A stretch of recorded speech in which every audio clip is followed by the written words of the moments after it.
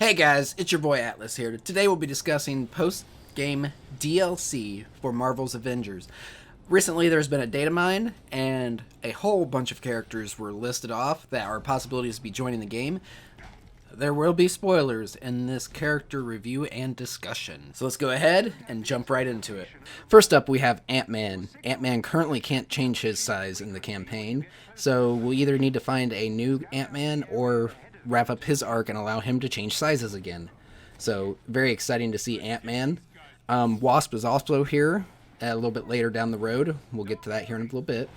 With him and Wasp coming to the game, that offers a very interesting combination of characters that can either shrink or grow, and I'm very interested to see how they introduce the shrinking mechanic, or if they will at all. I mean, they're introducing Ant-Man, so I feel that they have to introduce a shrinking mechanic, and I'm just excited to see how this is all going to go. Next up, we have Black Panther. Black Panther is heavily hinted at in the game currently, and there are files in the game files that require you to play as him to do certain missions. So he's definitely coming to the game, and he is also, going to be very exciting to play. Hopefully when they add him, they add a whole Wakanda tile set to play with. That would be cool. Next up, we have Captain Marvel. Captain Marvel would be a cool addition. Allow another flying character, of course, and it would just be really cool to play as Captain Marvel. With her addition, it also opens us up to more storylines and stuff on like a galactic scale, and it's just exciting to see where they're going to go with the story and how things are going to fold out, especially when they're adding characters like Captain Marvel to the mix. Next up is Doctor Strange. Doctor Strange will be a very interesting character to play because we don't really have a magic-based character in the game right now.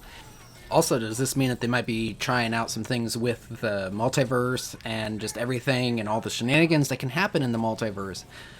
Doctor Strange just opens up a whole world of possibilities for storytelling, and I would love to see what they do with his skill sets and everything else, so I'm very excited to see him come to the game. Falcon is also coming to the game, Captain America's sidekick in the recent movies, and has recently taken the throne as Captain America.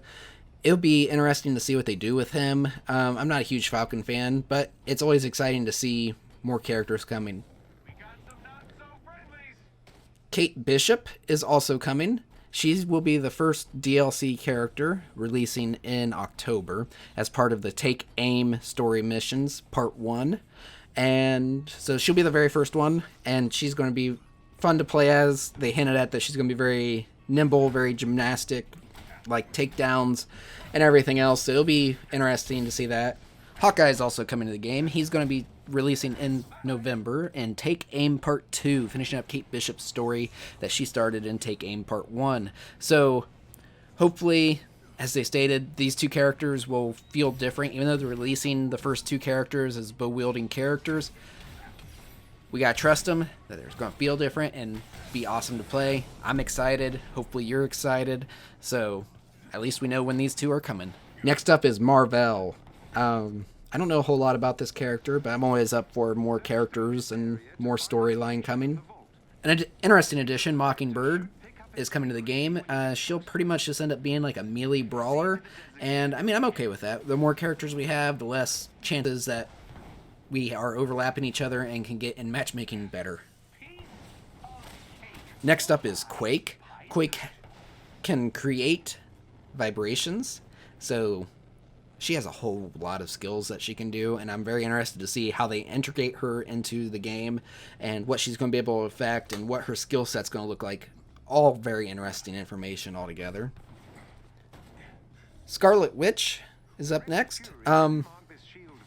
Yeah, so depending on what version of Scarlet Witch they put into the game, they can have a whole range of abilities and just everything. Scarlet Witch is beyond powerful, and it's, I hate to say it again, but it'll be interesting to see what they choose, because depending on what story, what power set she has, and everything else, because she was massively nerfed for the Marvel movies, so I have no idea what they're going to do here, but I assume her power level will be more on the line with the Marvel movies versus the Marvel comic books, but hopefully she'll be fun and balanced, because she has a very good possibility of just being overpowered.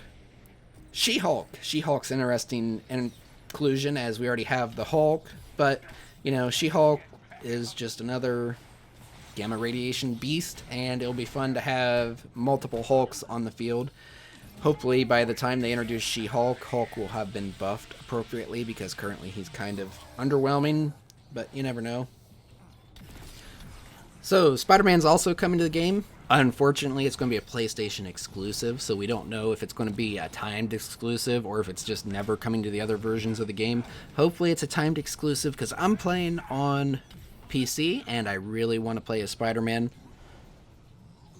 As swinging around the maps and just webbing people to walls, kind of like Thor does with his hammer, will be super fun. It'll be nice to have another hero that's really able to crowd control and pick one unit and just be like, you're done for a moment, sit.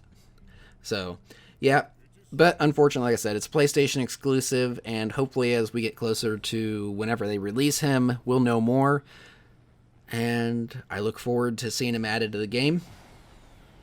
Vision is a super interesting pick, because depending on what skills they decide to give him, he could be very overpowered. I really hope that, you know, they give him the ability to walk through walls, because we don't really have that now, and just having a character be able to walk through walls or just not be able to get hit by enemies, even as like a short charge, would be really fun. Instead of just like dodging, he just stands there and takes it. So yeah, yet again, it's another character that, depending on what they do with him, it'll make him that much more interesting. War Machine will probably be a more artillery-based Iron Man. So it'll allow you to have basically 2 Iron Mans in your game, along with more than likely War Machine being more artillery based, because that's typically what he is.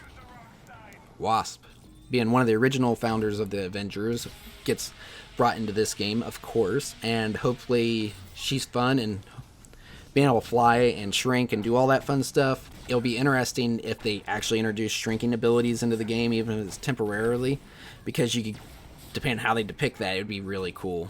Next up, we have the Winter Soldier, and that's going to be our only gun-based hero, really. I mean, War Machine will probably have a gun, but Winter Soldier, his main attacks will probably be ranged-based guns attacks, and I'm super excited just because I like Winter Soldier in the movies. I don't really know him too well in the comic books, but he'll be fun and exciting to play. So guys, what do you think about the list of characters that are potentially coming to this game? Just keep in mind that these are all DATAMINE characters, and that is not a guarantee that they will appear in the game.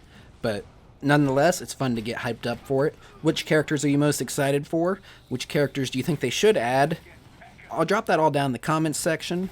Hey, thanks for checking out the video. Be sure to subscribe if you haven't already. And as always, I appreciate everyone who checks this channel out. Even if you don't subscribe, I hope you all have a wonderful day.